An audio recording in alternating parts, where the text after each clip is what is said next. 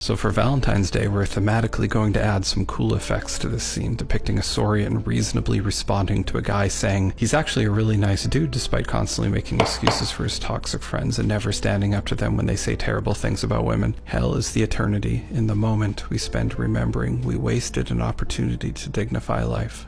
I tend to mix up a bunch of blood effects paints, light and dark, with super glue, Fabri-Tac, and white glue. Then the next day I can carve up the result and pick and choose the best pieces for my needs. It's a nice way to spend an evening while I hold down the fort at home. My wife is having to be away from home lately, and even after a decade I find myself loitering in her common spaces. When she's away, there's a hole in the world that I tiptoe around during the day, but inevitably fall into at night. The more I chew on her, the hungrier I am.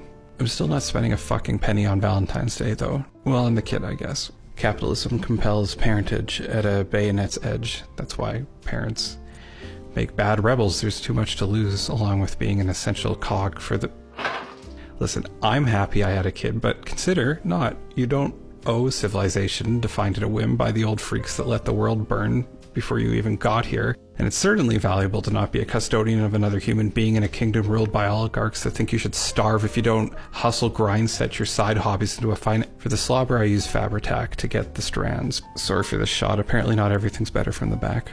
But they're so delicate, I then paint Ard Coat varnish onto them so they could survive a final coat of pure UV resin, along with all the other blood on the model to make sure everything stays put. Now, to cover up all the hard work and detailing with blood like a maniac, I save it until the end though, so it at least matches the effects from earlier. I find this stuff is always so goopy. I mix it with flow aids so I could apply it at a slower, more layered pace.